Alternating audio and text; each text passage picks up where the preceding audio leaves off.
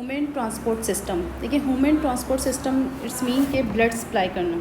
ठीक है, blood supply हो रहा होता है इसमें। अब ब्लड जो है वो ब्लड मतलब किस के ज़रिए जो है कौन सी चीज़ें जो है हमारे बॉडी में ट्रांसपोर्ट हो रही होती हैं या सप्लाई हो रही होती हैं। ठीक है, अब उसको हम देखते हैं। इसमें सबसे पहले जो है ऑक्सीजन गैस जो है हमारी बॉडी में सप्लाई होती है। इसके अलावा फूड न्यूट्रिएंट्स। अच्छा, वो फूड न्यूट्रिएंट्स जो कि हमारी इसमें डाइजेस्टिव सिस्टम के ज़रिए जो है वो डाइजेस्ट होकर हमारी बॉडी का पार्ट बनते हैं। वो भी जो है ब्लड के ज़रिए हमारी बॉडी के ईच सेल तक जो है वो जा रहे होते हैं। अच्छा, इसके अलावा जो टॉक्सिक मटेरियल होता है, जो हम सिस्टम्स मतलब डाइजेस्टिव सिस्टम और दूसरे मेटाबॉलिक सिस्टम हो रहे होते हैं, तो उसके ज़रिए जो टॉक्सिक मटेरियल हमारी बॉडी में बन रहा होता है, तो वो टॉक्सिक मटेरियल्स भी जो हैं वो इसी के ज़रिए मतलब ब्लड के ज़रिए जो हैं वो बॉडी में एक जगह से दूसरी जगह सप्लाई हो रहे होते हैं। ठीक है, अच्छा, अब जो इसके ट्रांसपोर्ट सिस्टम है, इसके जो मेन ऑर्गन्स हैं उसमें जो है वो है हार्ट जो है वो हमारी बॉडी का समझेंगे एक पंपिंग ऑर्गन है, जो कि बॉडी में ब्लड को सप्लाई कर रहा होता है और मतलब जो कंटिन्यूसली वर्क कर रहा होता है। उसके बाद ब्लड। अच्छा, ब्लड जो है वो एक हमारी बॉडी का लिक्विड पार्ट है। ठीक है, ये इंग्रेडिएंट्स को लेके जो है हमारी बॉडी में सर्कुलेट हो रहा होता है। अच्छा, इसमें मतलब किस तरह से मतलब जो इसके होते हैं उसे ये ब्लड वेसल्स के थ्रू होता है। अब ब्लड वेसल जो हैं वो 3 टाइप की होती हैं, जिसमें आर्टरीज जो कि ऑक्सीजनेटेड ब्लड यानी जिसमें ऑक्सीजन इंक्लूड होती है, जिस ब्लड में वो बॉडी के तमाम पार्ट्स तक लेके जा रही होती है। दूसरा है हमारी वेंस। ठीक है, वेंस जो हैं डीऑक्सीजनेटेड ब्लड जो है यानी बॉडी के हर सेल तक जब फूड न्यूट्रिएंट्स और ऑक्सीजन पहुंच जाती है, तो अब उस ब्लड में जो है ऑक्सीजन की क्वांटिटी ना होने के बराबर होती है। इसके अलावा इसमें टॉक्सिक मटेरियल और मतलब कार्बन डाइऑक्साइड गैस होती है, तो ये वेंस के ज़रिए जो है हमारे हार्ट और फिर हार्ट से दोबारा लंग तक जा रही होती है। फिर इसमें अगेन जो है वो ऑक्सीजन जो है वो इंक्लूड होती है। अच्छा, उसके बाद हमारी जो डीप टिश्यूज़ होते हैं यानी बिल्कुल बॉडी के जो डीप टिश्यूज़ हैं, वहाँ पे जो ब्लड सप्लाई होता है वो बहुत बारीक खून की नालियों के ज़रिए होता है, जिसे हम कहते हैं कैपिलरीज़। ठीक है, कैपिलरीज़ के ज़रिए होता है। ठीक है, अच्छा, अब हम देखते हैं व्हाट इज़ ब्लड। ठीक है, ब्लड क्या है स्टूडेंट? ब्लड जो है वो एक कनेक्टिव टिश्यू है। ठीक है,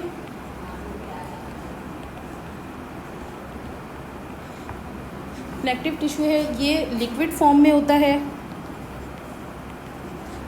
अच्छा, ये मतलब बॉडी के अंदर जो हमारी वेसल्स होती हैं इसमें सर्कुलेट कर रहा होता है। ठीक है, अबाउट 5 to 6 लीटर जो है ना हमारी मतलब बॉडी में जो है वो ब्लड होता है। ठीक है, अच्छा, अब इसके जो ब्लड जो है उसमें कौन कौन से इसके पार्ट होते हैं या कौन कौन से सेल्स होते हैं? इसमें नंबर 1 पे होता है रेड ब्लड सेल्स।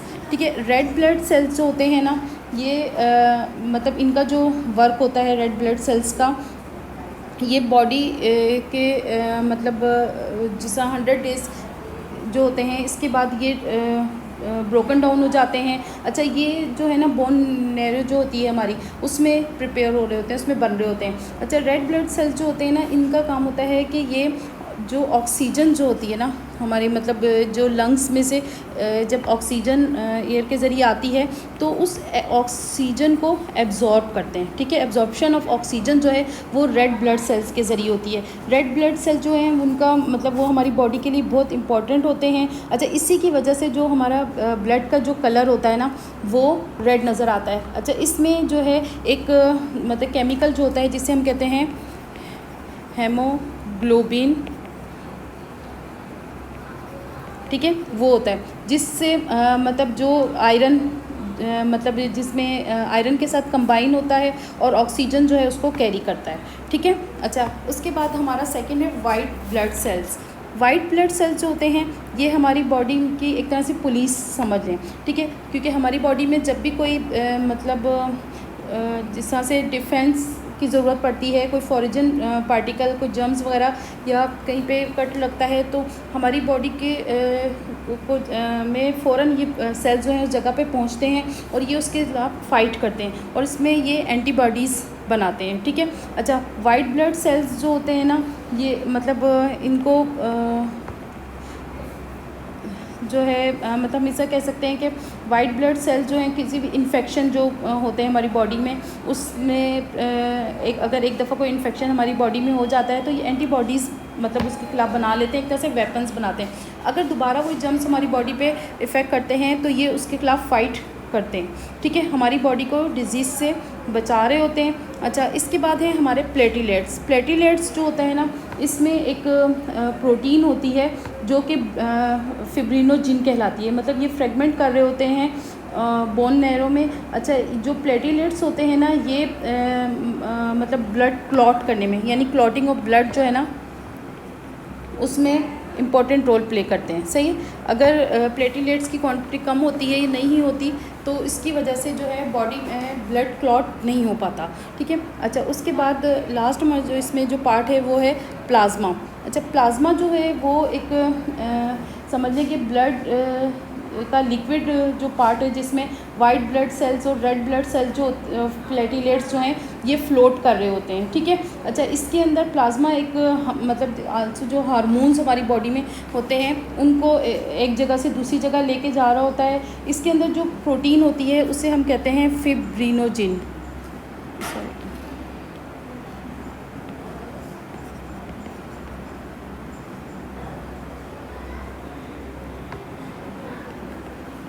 फिब्रिनोजिन जो मतलब प्रोटीन होती है, ये इसमें जो ब्लड की क्लॉट करने में जो हेल्प कर रही होती है।